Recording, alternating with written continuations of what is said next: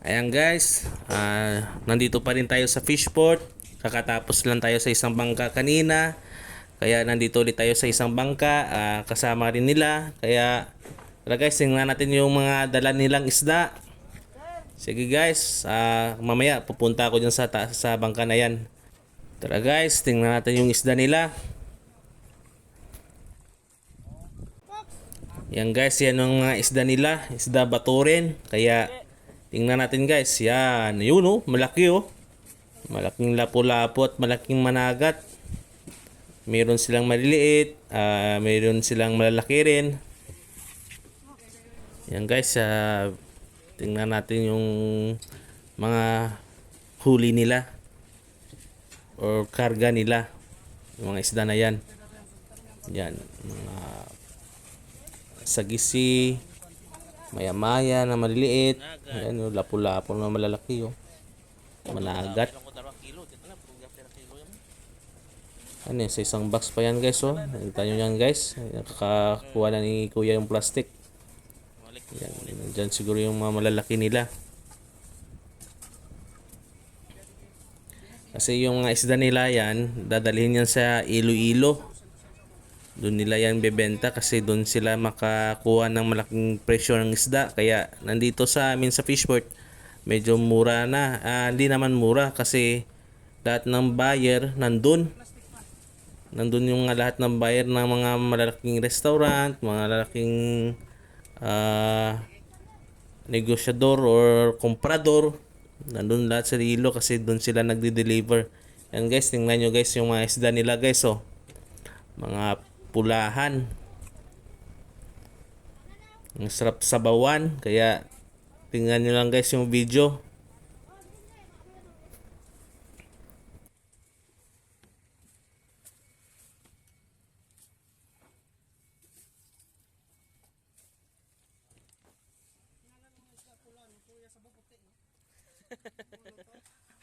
Matanga mo duro kamatis no.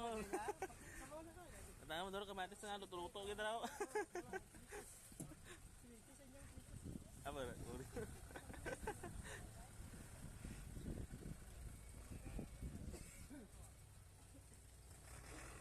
Ito ang banyerang malalabag sa uri. Tayam.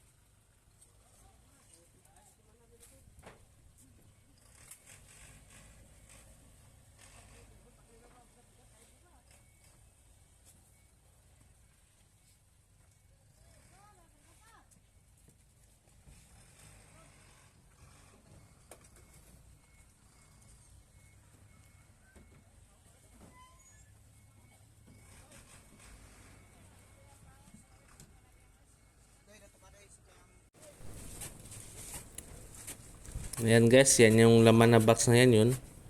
Yan, mga managat na yan. Nasa 4 na kilo yata yan.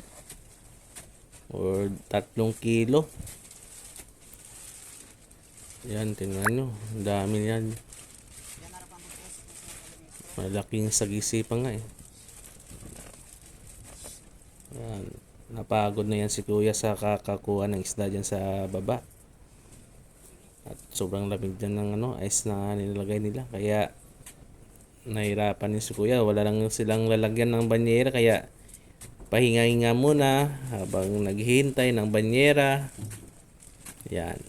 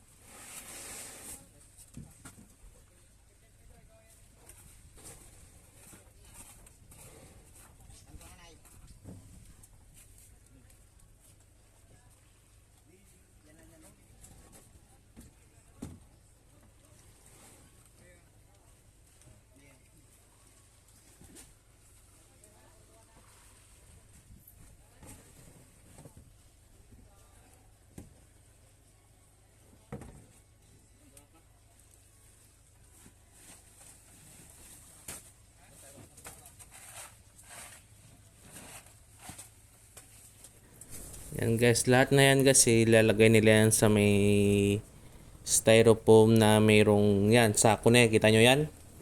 Pinagdugtong nilang dalawang styro para tumaas. Para madami yung malagay nila dyan sa may styro na yan. Kita nyo? Pang DIY na styro box at tinahi sa sako para matibay. Yan yung ginagawa nila diyan dito. Yan, lagay lahat ng maliliit, malalaki diyan. At sobrang ano yan, sobrang tibay yan kasi na tinahi sa sako yung styro na box na yan eh. Yan, kita nyo guys yung mga isda nila, malalaki. Ang sarap iuwi yung isa dyan guys, no? Ang sarap sanang ulamin yan. Kahit isa yan, no? Isang managat na yan. Ay, sarap sanang kainin yan. Matabang-taba yung karne na yan, eh. Sarap subahin. Yan, oh. Sarap ilagay sa bulsa. At uwi sa bahay. At lutuin. Kahit isang lapu-lapu lang yan, oh. Yan na lang sa akin.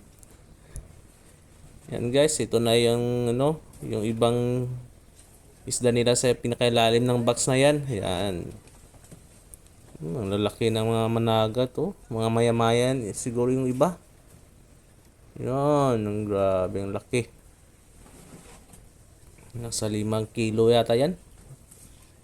5 o 6. Sobrang lakas yan kapag yan yung nakuha mo. Kasi yung dati sa akin, nakakuha ko ng 2 kilo. 1 kilo klate, yung nabibingwit ko sa malapitan lang dito sa amin. Kaya hindi ako nakahuli ng malalaki na ganyang kalaki. Maliliit lang. Pero sarap.